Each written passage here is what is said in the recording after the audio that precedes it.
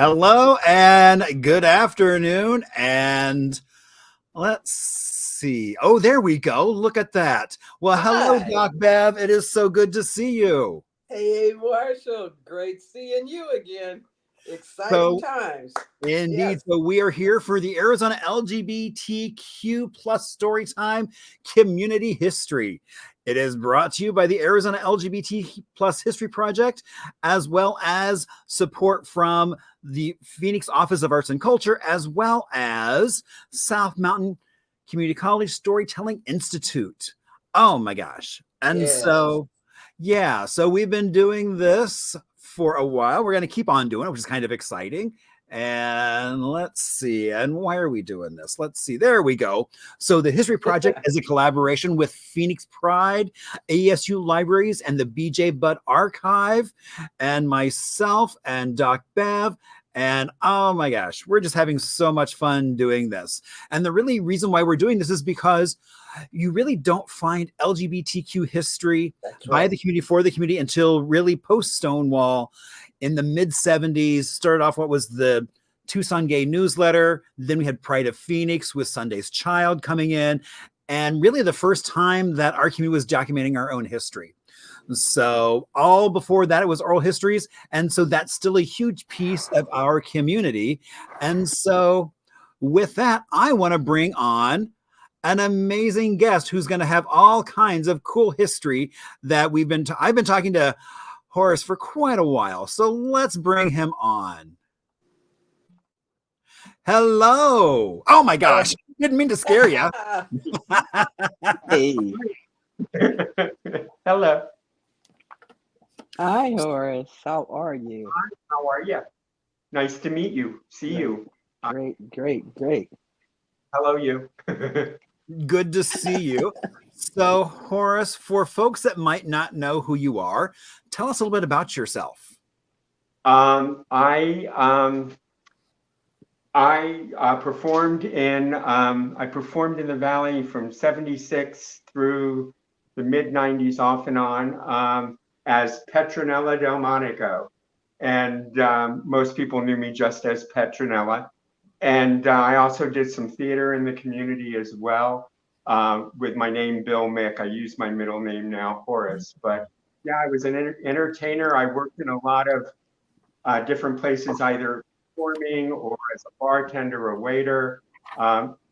Really a lot of stuff within the LGBTQ community until about like '95, but I was a working artist as well down here. Till about maybe 5 years ago. So lots of, when I say down here, Roosevelt Row, that area. So is that enough? Do you want to know more? Yeah, no. I mean, we'll discover more as we keep chatting. I mean, one of the things I love about you at your moment right now is that, like on Facebook for the Vintage Phoenix crowd, I love that you're in there being this queer voice in the middle of all this not queerness, but there you are being, hey, by the way, this is what was going on there. And so I so appreciate that, because sometimes, they get a little fussy. Yeah, some have gotten fussy with me, but I was a man in a dress with a microphone for a long time. So yes, but I can fuss back, but I don't want to. No, but I love that you're in those spaces, just like I am doing, sometimes saying the same things. So thank you so much for that representation of the community. Yeah, you're welcome. I mean, we were here, we're still here, and our presence is absolutely necessary. I mean, that's right.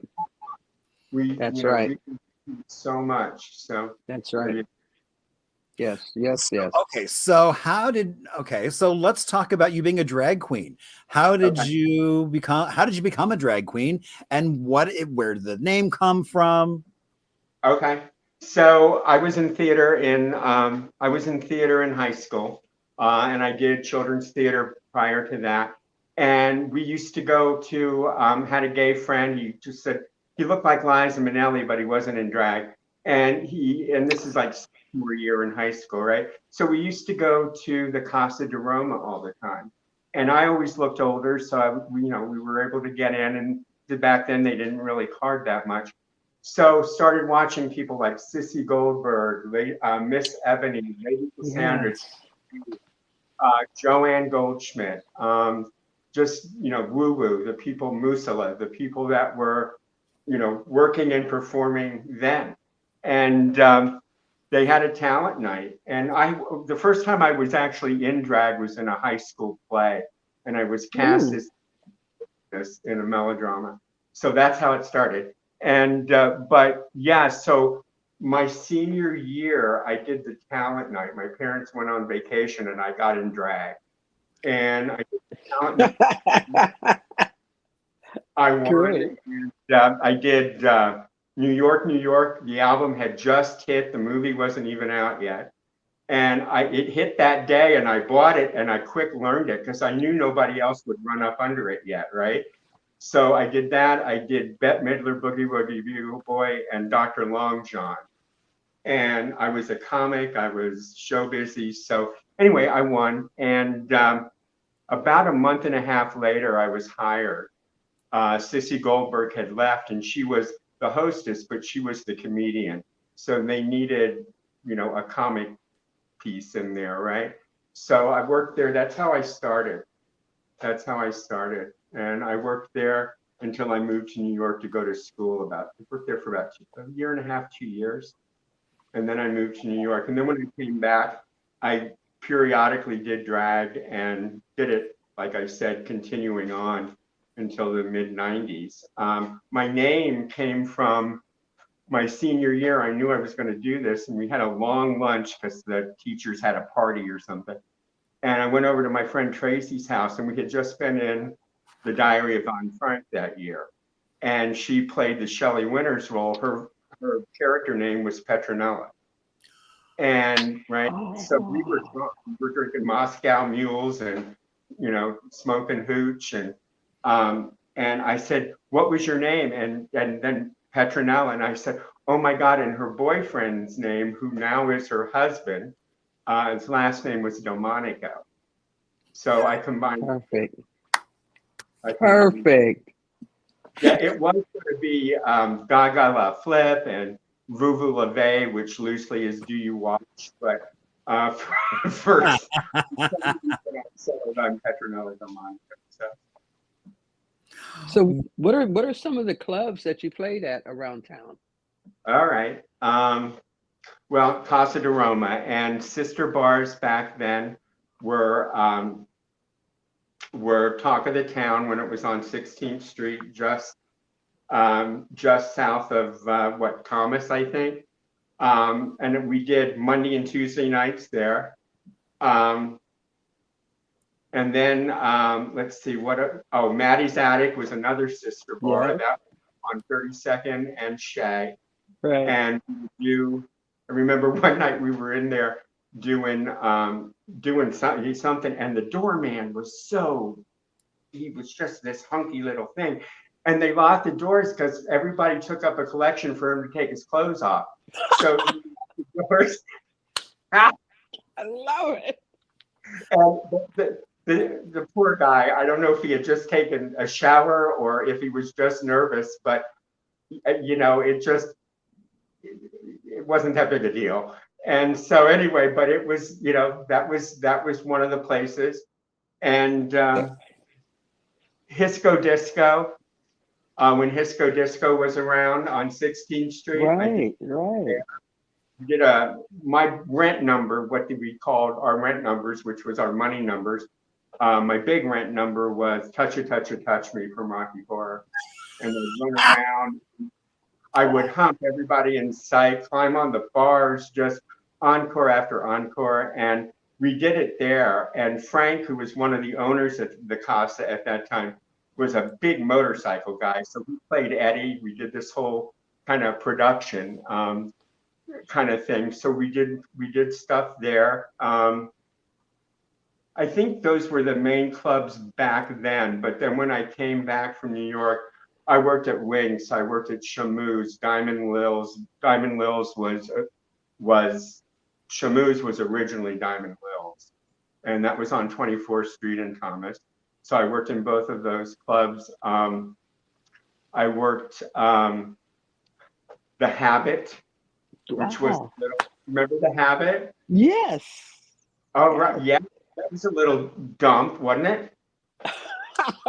Yeah, kind of. Seven- Horace, all of the clubs that you have mentioned that you played at, I have been in, Well, I'm and sure I you know I have me. I seen mean, you. if there was, I was thinner, I was younger, I was pretty.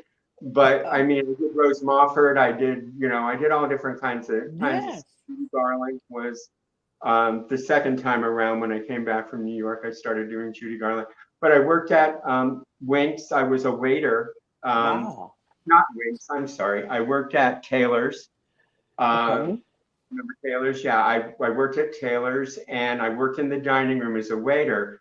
And there were kind of an owner's takeover, and John Goldschmidt, Joanne, started working as the maitre d'. And so I was one of the first Golden Girls. And we started there at Taylor's, and it was Tish, Ebony, me, and Yep. Joanne. So I worked at Taylor's, worked at the 307, worked at Winks, quite a bit at Winks. Interesting story, Winks became part of, was bought out by Southwest Behavioral Health, the bar, and it became a thrift store. And I worked in behavioral health when I was working. So I managed a group of folk that worked Winks, which is like, what is that? I mean, I danced in my panties right over there, and here I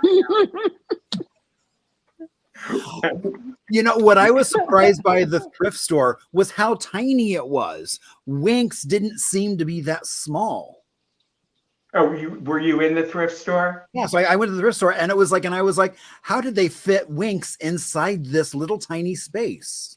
Yeah, it was in there, and Yeah. it was hard to imagine. And I mean, there were certainly different cosmetic things that went on, like the bar, but our dressing room. Were you ever outside? Oh crap! I'm sorry. I hit a button, and suddenly you disappeared. Sorry about that. No, that's a power I have. Were you ever at Wings, Marshall? Yeah. Okay. Well, our dressing room was in a tent. Oh. Okay. Right. In a tent right out the back door. And there's a performer. If you want me to tell you her name, I will. But I'll just say there was a performer that every time we were booked in there, we were booked in there together a lot, a little bit of a drinking problem, and would wind up falling into the tent every single time and knocking the tent with feathers and jewelry and, G-strings. And I mean, everything just flying all over the place. And it happened every single time. And so I just would be very, who am I working with?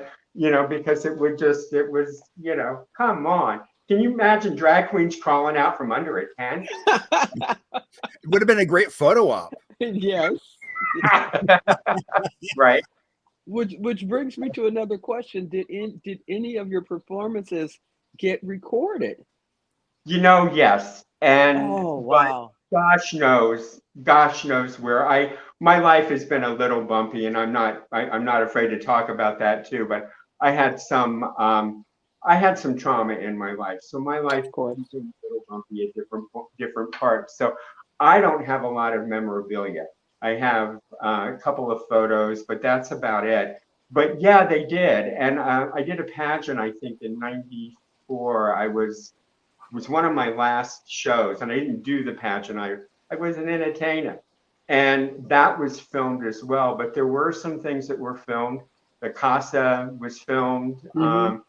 Somebody, some guy with a camera in the bar, that kind of thing.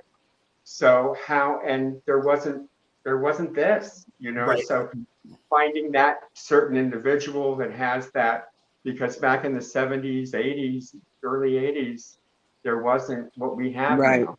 That's right. like you said in the beginning, it's, getting somebody willing to speak about it, I guess, right? Mm-hmm. So you mentioned the Golden Girls. Talk a little bit about what the Golden Girls, what was that group? It was a bunch of old drag queens, and I was the youngest. Uh, I was still in my The prettiest, 30s. the thinnest. I have seen them. I have seen them. I have seen the Golden Girls. Yeah, well, we weren't any kind of, the only thing reference to them was that we were old broads that had performed back in the day. I mean, we were in the middle of the 80s and we performed back in the day. That's all. Just a bunch of old students still wear dresses. But we were all still performing. I mean, we were all still actively performing. But, and because of my proximity, I guess, being a waiter there, and we performed at Winks. And like I said, Joanne was the maitre d'. So it all came about, and that just came, well, we're kind of like legends in our own mind, at least. So let's call ourselves the Golden Girls. I think Tish came up with it because Tish took that name with him, Tish Taylor. And so when Tish started working at the 307, when 307 started doing the show on a regular, then you started seeing the name again. So there were like 2 generations of Golden Girls. And it was called the Golden Girl Review at the 307. And their main cast was Tish Tanner, Lady Cassandra, and Felicia Farr. And then I was there for a stint, and they would bring, and I was there. I also waited tables, so I was juggling all that kind of too. That was my money. And but I did stints there, and people like Davina, guest stars would come in, like Lady Ebony, all the folks. Joanne would come in. I think Joanne did a little bit of time there too, as kind of like a resident performer. So when you started doing drag, what was the gay community scene like in Phoenix? Were there a lot of bars? Yeah. Where else did you go besides bars? I mean, was there a gay coffee house? Kind of it, and Denny's on 7th Street. And Goose on 16th Street, which I wound up working in. So like I said, some restaurants that were very much part of the community. There wasn't a lot. There was the Gay and Lesbian Support, Gay and Lesbian Community Center, which had various locations. Right. And I know Sissy was a big part of that. And Sissy, I've been looking at all the newspapers and seeing that Sissy was constantly doing fundraisers for the. Yeah, a lot of us. I mean, we all did. I was in a production of Boys in the Band at Sagebrush Theater in Scottsdale in '68. I was Emery, and we did a fundraiser for them. I'm being a little tangential, but that's the way it comes. We did a fundraiser for the community center, and we got a bomb scare. We had a bomb scare that night prior to going on. Wow. And it was checked out. Well, not right prior to going on. I mean, it was in the afternoon, but a lot of us were there, for our makeup call and everything. So it was finally cleared and everything was okay.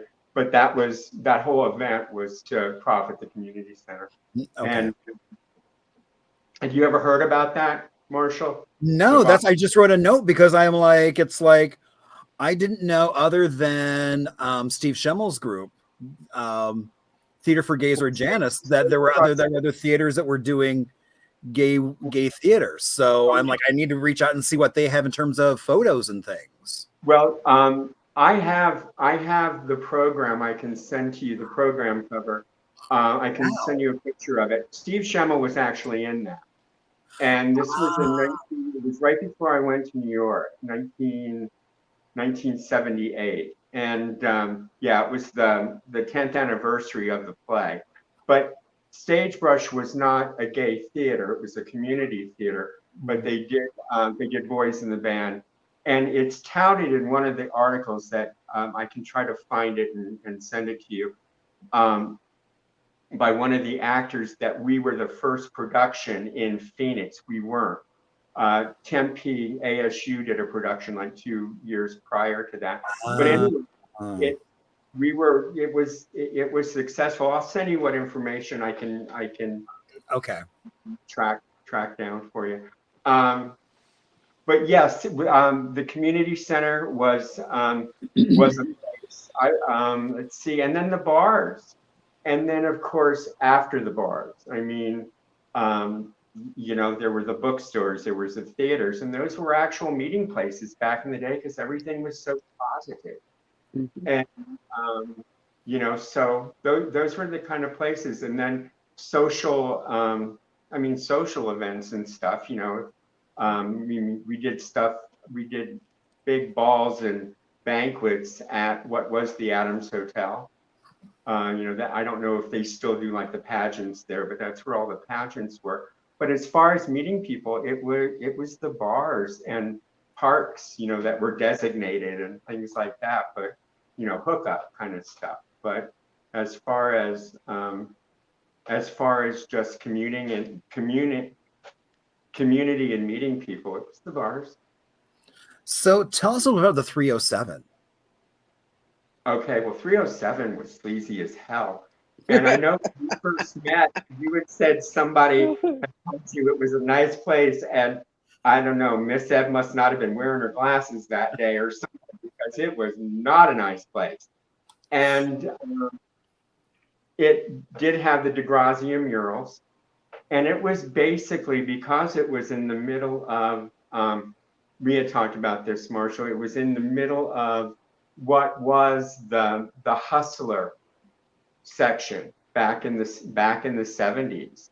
And it was right off that. So it was a hustler bar, pretty much. And it was kind of rough, and it was a rough trade bar. It had that kind of distinction as well. And then they started doing, and then Cruising Central became a thing. But I'm talking 307 in the 70s, and then in the 80s, it became rougher. They brought drag queens in to clean it up.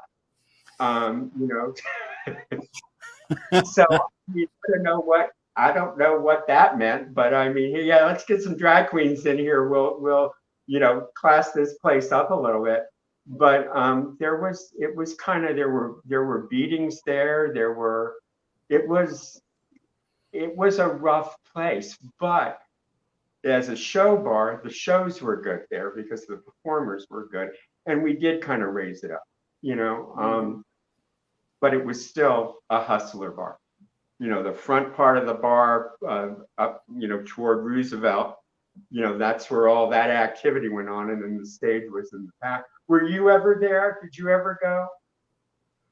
I was able to make it once to the 307 before it closed down. And this is terrible because if I can read, Dr. Bev. Okay, I can barely see that. Dr. Bev, hi. Hey, were you ever at the 307? I was not. I spent more time at Raggedy Ann and Andy's and Talk of the Town and Solid Gold. Yeah, I worked at Right. Raggedy Ann and Andy's twice. Okay. This is one on 32nd, right? Right, 32nd Street. And we had to park up front and get out at that time and go in this weird door. But we were right on the street, right on 32nd Street. Yes, that's exactly right. But yeah, the 307 was, it was what it was. I mean, it was, it's right where, the Danny Bonaducci thing happened. It was, right in that area. And I think there was a murder in the parking lot, if I'm remembering correctly. You might know about that, Marshall.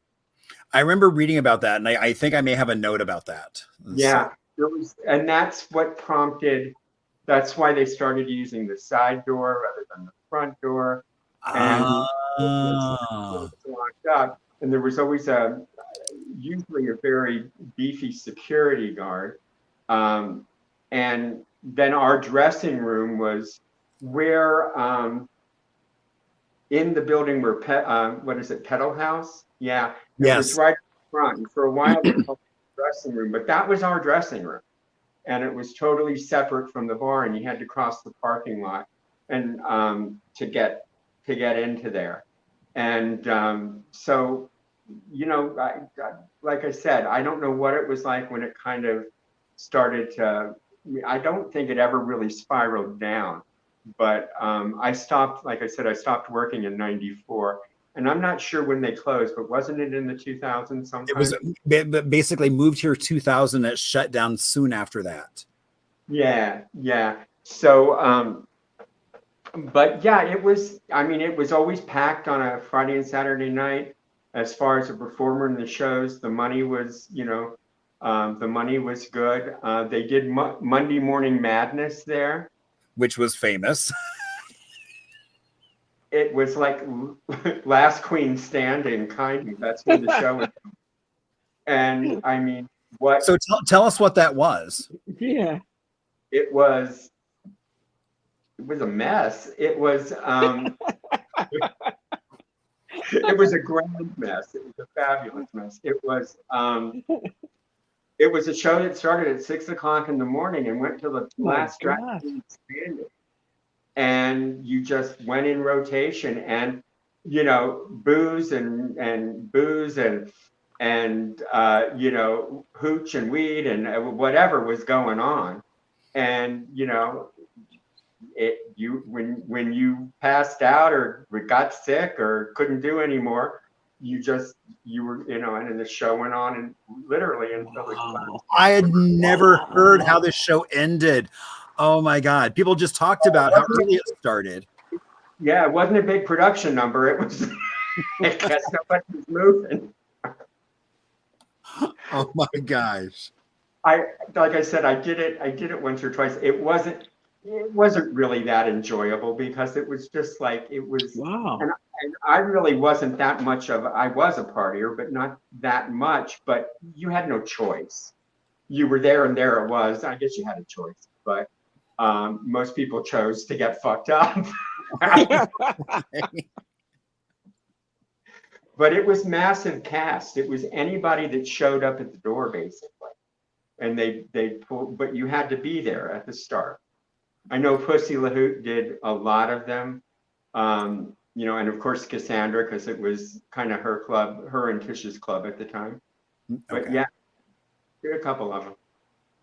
Craziness.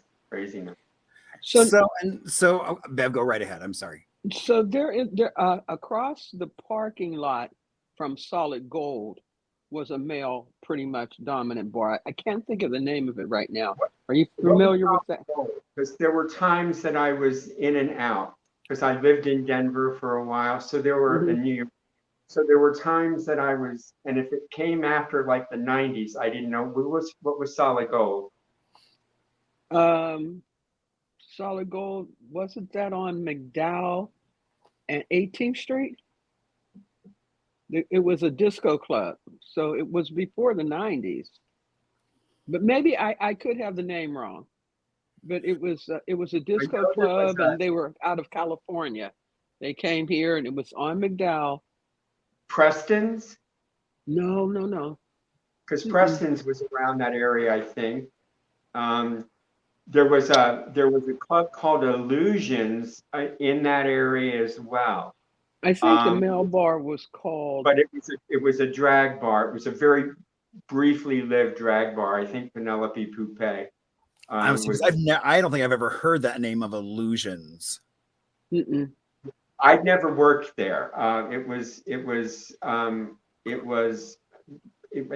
pretty sure it was Penelope Poupée's place, or at least the show was hers, right? Okay. But Solid Gold, I don't remember. You said there was a. Okay, I could have the names wrong because I don't remember a lot of the names back then. I know that the male bar was a leather bar, and when we would go, they were right across this huge parking lot from each other on McDowell, around 18th Street. Would that have been Tracks? It might have been Tracks, but I know whenever we would go. Solid Gold was Carumba's for a while. Am I right? It was an old mini pearl fried chicken. No, I don't remember. But it I was right across this huge parking lot.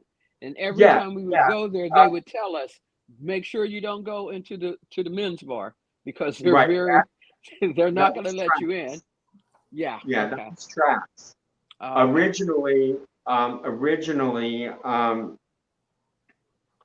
Tracks was a bar called Bullwinkles. It opened up in Yes, yes. 70s. that's it. The Yes, disco. yes, And it yes. was, it was a quieter alternative to Hisco Disco, which was huge, so, but it was still a disco and had Mm-hmm. little Tracks did two little pockets where you could actually sit and talk and meet people and Mm-hmm. stuff. But so those I know, yeah. What about Fat Fingers? Bar Oh up yeah, on that was one of my. In fact, I was Queen of Hearts at Fat Fingers one Valentine's Day. I went as a candy box, and I had like a sandwich board heart and ruffle and big cabbage roses and red hair and wore a nude body stocking and it was and Penelope Poupée was a little pissed because I won, but that's okay. We were roommates. She knew I was going to win, so she entered in another category. Because I mean, how can a box of candy not win? And but yeah, Fat Fingers, which became Fat Fingers became a lot of things. It was Bonnie and Clyde, Tommy and Clyde's, yeah, and it Tommy and was something else, and then it became Apollo's, and it was Apollo's for years. right. When it was Ronnie, Fat Fingers, there Ronnie and Lonnie, who had Ferris manage okay. Fat Fingers, So Okay. and then when and when then they then opened Ferris on the east side. So what other clubs? Fat Fingers definitely. well when Fat Fingers was going strong, probably 79, 80, Uh-huh. there was a group that met there all the time called Lads, Los Amigos del Sol. Are you familiar with that? It was a just Remember the name. I remember the name. Probably the papers. Probably probably even because on microphones we would do events. I'm not real sure what it was about, but or remembering what it was about. But yeah, I've definitely heard the name. okay. Another bar was the Grand Camel. Oh, sure, Uh, that was Bill and Sammy's, the original owners of the Casa. Yeah, oh, okay. I never worked there, but I went there Oh. a couple times. That was the first club I took my mother to. She Oh, loved it. They had a drag show, and the bartender, owner of the bar, big guy, big old beard, and he had on this dress that wasn't fitting right. yeah, And that was Bill. he comes over to my mother with a drink and gives her a big hugs and starts singing to her. That was all it took. My mom, that's all she wanted to go to was to see drag I'm, shows after that. She I'm pretty loved them. sure that was Bill. It might have been I can't remember the other guy's name. I think he wasn't the owner though. He was a bartender over there. But if it was the Hmm. owner, it was Bill. Yeah. Sammy was a little itty bitty. Sammy was a No, little itty. it was a big guy and couldn't even zip his dress all the way up. But That's my funny. mom loved him. That was That's great. funny. Yeah, and Joanne worked there quite a bit. Hmm. Joanne Goldschmidt John worked there quite a bit, quite a bit. But I never performed there, but I had been there. What about the one on Thomas and 24th Street? Oh my God. Nobody's business. What was the name of that club? Well, that was Diamond Lil. It was on 24th Street. It was Diamond Lil's, No, and this then was it became Shamu's. this was on Thomas, just a little east of 24th Street. Well, I don't remember that club it name. was a women's bar there, a little, and it Right. was Yeah. incognito. Incognito. That's the Yeah. name of it. Oh, I got to tell you this story. So sometime, I don't know, in the 80s or whatever, when IMAX first came to town right here, whenever it was, 90s, whatever it was, there was a billboard right Right. above right above the thing. Yes. There was a billboard, and a huge billboard, and they were advertising a movie, and New Times had it on the front page. They were advertising the movie, and the movie was Beaver Country. Oh my God. Oh. And that I is have funny. looked for that reference, or to try to find that photo, but it was front page of the New Times. And I don't know when it was, but of course it was after IMAX came here, right? Right. So, That is so funny. yeah, I mean, come on. If that was a coincidence, I don't think so. Or maybe it was. I don't know. But I think that's somebody slipped hilarious. somebody an extra 20 to make sure that I got well placed. oh my God. I mean, we're talking a full-size billboard on that roof, kind of. Right. That's right. It was. You can see it from the highway, and there was this picture That's with right. it's like, oh my God, it's funny. Oh, that was funny. Gosh. Yeah, it's kind of a leathery bar now, isn't it? I really don't know. I I haven't. think it's kind of like a dungeon, isn't it? Oh, I think is so, that yeah. where is that where Anvil is? Yeah, that's the name. That's right. Oh, I Yeah, it didn't used to realize be that Incognito. where Incognito was. Okay. Yeah. Little bitty place. Little bitty place. But it had a great logo. I mean, it was like I've been going through photos and finding photos of like the DJ wearing like an Incognito t-shirt with kind of like a woman's half face. Mm-hmm. So like all these different DJs, because it was so funny because DJs were kind of like celebrities back then. Right. Yeah. I mean, like George Hill, there were all these all these DJs are like, oh my gosh. The people just like fawned over. George Hill, Billy DeBlavier, I think is what he was at the Casa. George Hill, definitely, very good friend of mine for a lot of years. Jeff Hicks at Ferris, both. I'm trying to think. There were so many, and just flying in, we gave our records to the DJ, but I really do remember the ones I really remember. Well, of course, I knew Jeff. But George, where did George Hill work? I think he worked a little bit. I think he worked all over the place, and I think at one point he may have been one of the owners of Bobby's. Bobby's. Tell me where Bobby's. I think Bobby's was in the same place where Dime Store.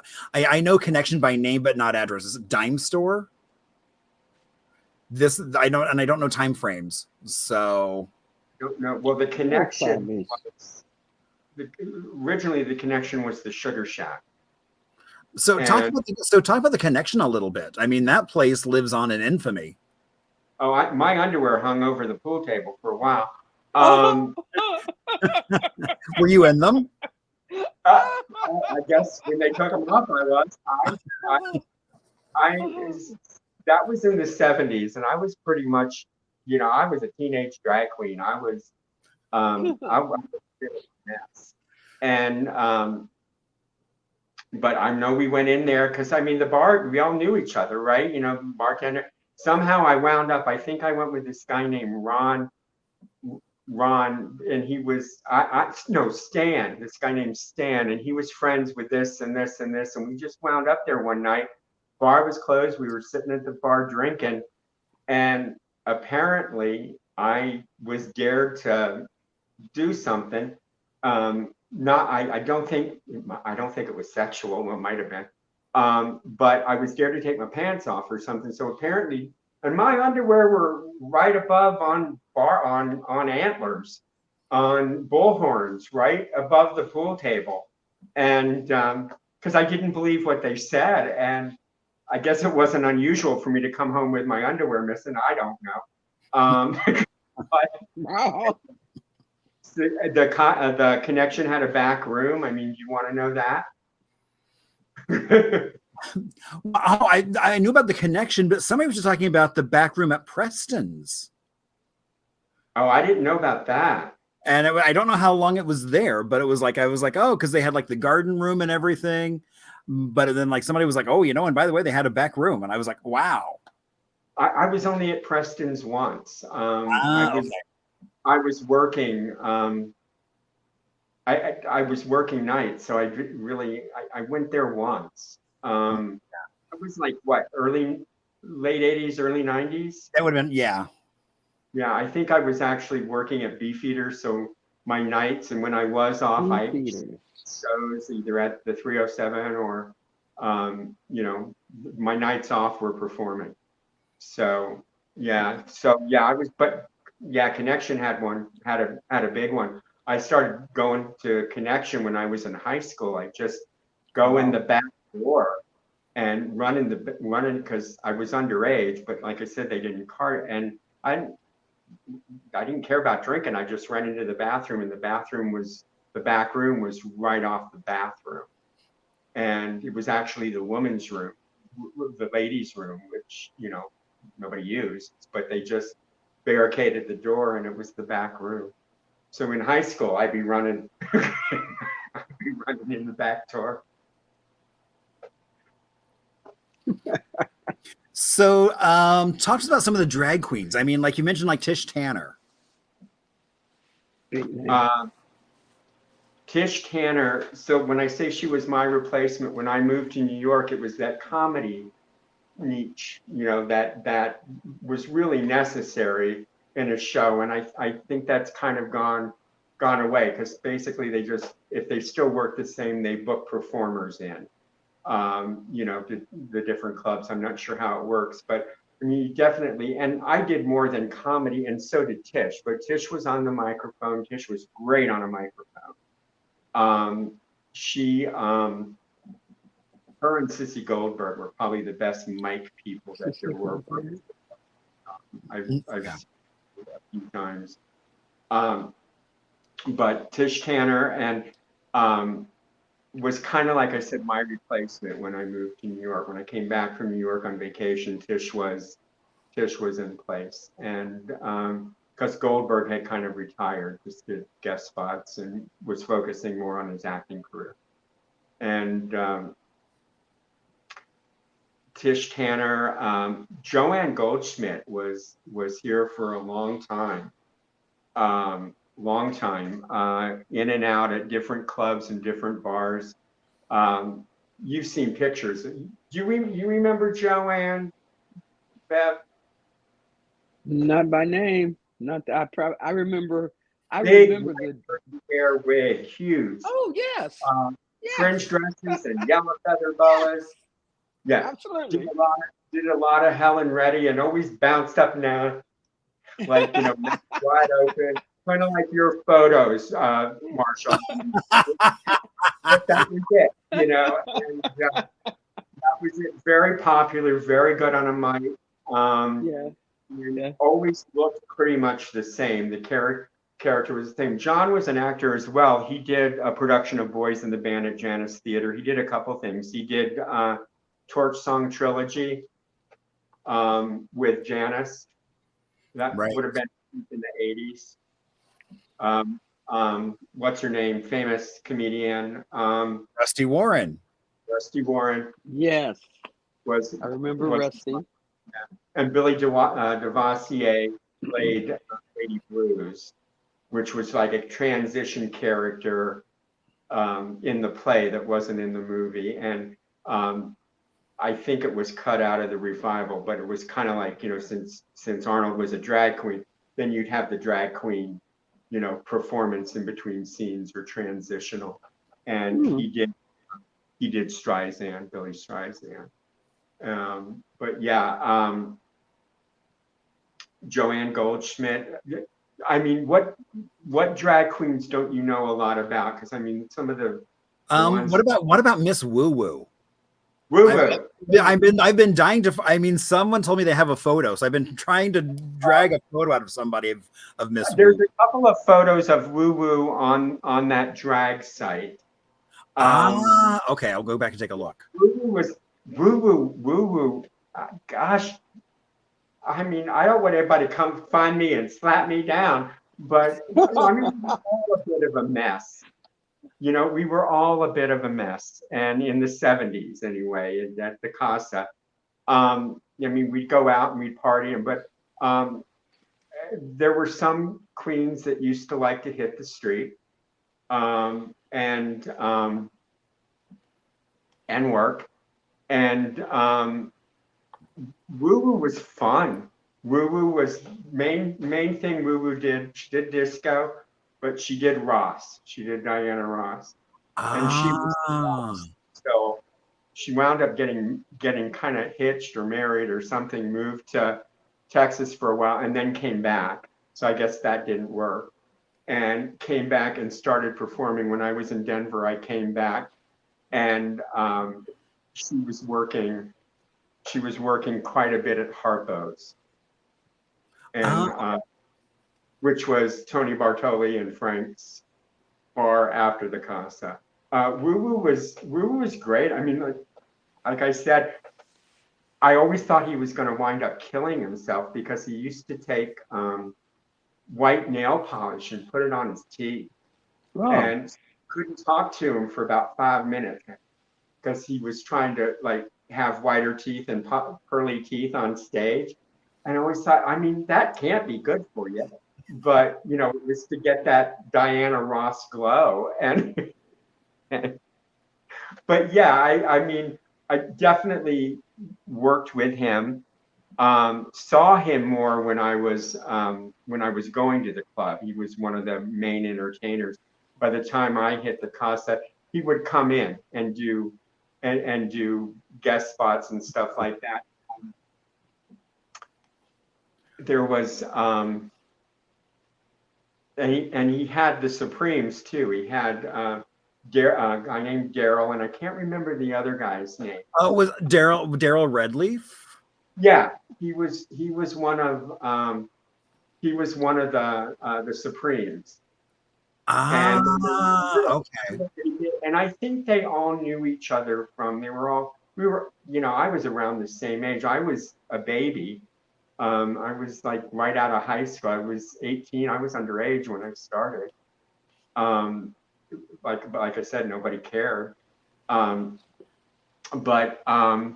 I can't remember the other little guy's name, but they would do the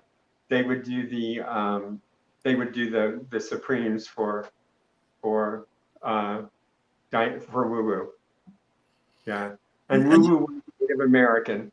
Woo Woo was Native American, and that was, I mean, I guess today there would be a Miss Woo Woo, but there was a Miss Woo Woo, and she was quite good. She was quite popular, disco and Ross. What other ones don't you know? You know, also we were talking before we started recording about the rack, or as I call it, the Fruit Loop. So tell us a little bit about what that was. The rack was the hustler section, and it was south of Roosevelt, like from First Street, and what's the street right before Purist? I mean, I live right here, but we don't have all the streets on the west side. Right. I'm trying to think. It's like you've got Portland, Roosevelt. No. McKinley, maybe. Oh, right. McKinley is basically like Westward Ho. Right, McKinley. So McKinley, so First Street, McKinley to First Street, and then Purist to like maybe Second Street, and if you went Third Street, and it was called the rack. Cops called it the Fruit Loop, and that was pretty derogatory to a lot of folk. Mm-hmm. And I remember Sissy, I think that's what we were talking about prior. Sissy did a whole thing, damn Fruit Loop, goddamn, this and that, a whole monologue. You want to see a Fruit Loop, and, little derogatory gesture and stuff. So it wasn't ingratiated by our community, right? And it was hustlers, it was prostitutes, it was rough and dangerous. My mother's office was right there, and the building is still there. But I don't think she knew, but because and I don't even know, she stopped working there for a while. But there was a parking lot that's still there, and guys would congregate, but then guys would have their own little, like, where it was Turf. What is it now? Where Pomo. Yeah, I know exactly. Yeah, I don't know what that new restaurant is, but yeah. Little alcove, there's a stairway, a little alcove, you would just, it was a loop, but you would just drive the rack and you would see, boys working. And I used to take my friend Michael down there and drop him off when I was in high school. And he came from a not a really well-off family at all. So to make money, to be able to go out, or just to, have clothes and stuff, he worked down there. And I would drop him off. And it was that block area, and there was a park there, right almost directly across from the 307. There was a little street park there. And that's where a lot of drugs so the rack was basically, they were boys, and they were boys, and they were rough trade and all kinds of, but they were hustler boys. Then you'd get some of the trans workers at the time, right? It's a little bit closer you get to Roosevelt and the 307. Like when I said 307 was a hustler bar, there were, and then the girls were in there, and like 307, but really rough. El Cortez was a place where a lot of both the girls and the guys would have little rooms in there, and they would, you'd walk up the back stairs and tap on a window or knock on a door to, meet whoever you were meeting with, or they would take you there. But that was back in the 70s and the 80s. That was kind of what the El Cortez was. Okay. What was going on? It was, you could rent by the hour, you could, and so that's basically what it was. I mean, anytime after dark, and then the busier, into the night it got, it was the working area. And then because that's right where the whole Danny Bonaducci thing happened, when he beat up a transgender hooker. He lived right there. That was when they started, right across the street from Pyrrhus there. He lived in that area. So he drove that area every night. If you don't know what you're looking at, you know what you're looking at. Right. And he knew where he was living. And it's like, so when he beat up, pretty much brutally beat up, right, someone, but that's when it started to build up south of things started to get tore down. Things started to be built up, and that was in the 80s, the mid 80s. So I think at that point, because you mentioned the Fruit Loop being north of Roosevelt, right? Right, and that's what I have been told. Like in the 90s, it started kind of moving north, so it was kind of Roosevelt and Portland. Right, it was in that area because there were a lot of abandoned houses and stuff, and run down things. But it really didn't have a choice, because it started to already be a different world on the south side. Right. But back in the 70s, back in the 80s, I think you had mentioned Miss Millie one time had said the same thing. Oh, Miss Millie, yeah. Yeah, I talked about how that was. She called it Hose Row. That's all basically the trans sex workers. That's where they hung out. Yeah, the trans sex workers and also the boys, the boys. And I know that eventually it started moving way up north, I think on Northern and stuff like that. But, Wow. Oh, wow. I hadn't heard that. Yeah. Well, there's a lot of prostitution on Northern. Oh, because I know Van Buren was big as well at one point. Van Buren was, yeah. We used to just go driving up and down Van Buren and see what we see. And I'd sit out at Pete's Fish and Chips there was a Pete's Fish and Chips, and you could sit right on the street and you just sit there and you just watch the hookers go by and stuff. But yeah, that was primarily the little gay hustler block in the 70s and in the 80s. In the 80s, and even in the 90s, it was still kind of there. Right. I mean, I'd heard it had been running until like the mid 90s is kind of when it stopped. Yeah, it was still kind of there because that park was there. And okay. It was just a little bitty, it was where Revolver Records was, I think. Right, yeah. And it was just a little wisp of a park, just a little, but it was pretty sad because a lot of junkies and drug addicts and oh, that wasn't me, that was him.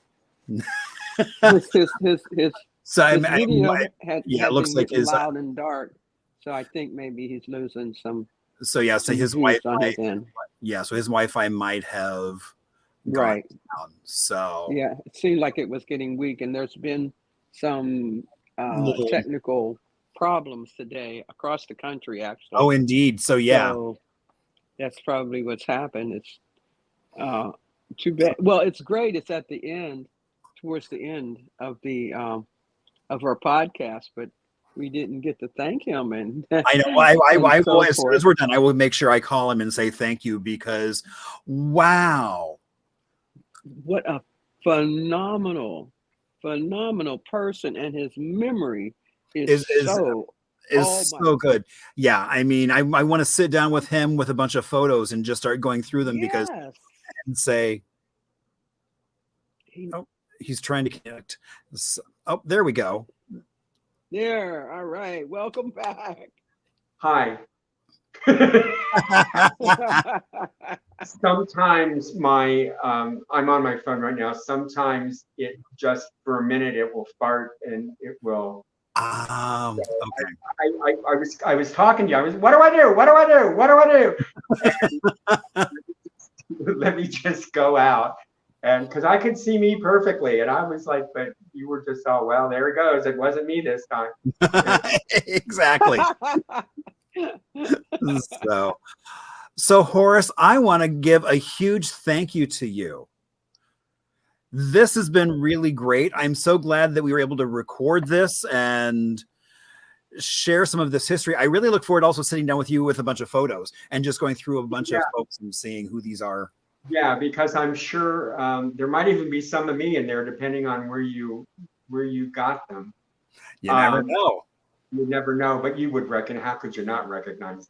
No, you might not be able to, but I enjoyed it, and I know I'm a little tangential in speech, but that's all right. It's all good. Fly all over the place, but and I would love to do all that. I would love to do. Okay. I enjoyed this very much. Anytime. Great. Perfect.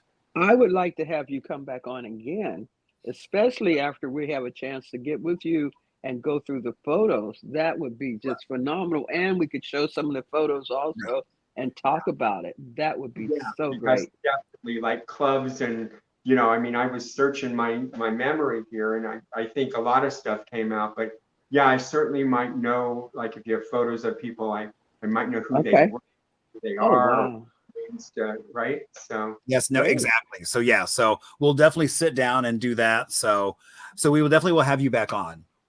Okay. Yes. I would thank you. I look forward to it. All right, very good. Well, Horace, have a great rest of your day, and I will talk to you soon. Okay, bye. Dr. Bev, thank you. Bye. Nice meeting Oh, you. thank you. Bye-bye. Oh, that was so much fun. I mean, Wow. I want to ask him so many more questions. He started bringing back information for me that I had just pushed aside, pushed in the right. back. I All these noticed that you were places, suddenly like, hey, wait a minute. It's like solid gold. It's like, that woohoo. I mean, he brought back the names of the clubs that I hung out at and experienced. I know I've seen him many times. I've seen him perform because we used to go to drag shows all the time. And I've okay. seen him, and he's just phenomenal. His memory, his brain is so acute. I think I might need to go get something to help bring my brain back up to that speed. His memory is just phenomenal. Yeah, no, it really is. And so I'm excited to have him back on, and I'm very excited to also be with the picture sharing meeting. Yeah, no, exactly. That's why I really want to sit down with him with my laptop and go through a bunch of photos and just kind of like, okay, who are these folks? What do you know? And yeah, so we'll put together a nice little show so that way, yeah. That's great. That's great. So much fun. So much fun. Indeed. Well, I think our show's coming to an end. So let's have a little bit of music. All right. And thank you all for tuning in. Indeed. Thank you so much. This has been Arizona LGBTQ plus Storytime Community History. Thank you all so much for being here.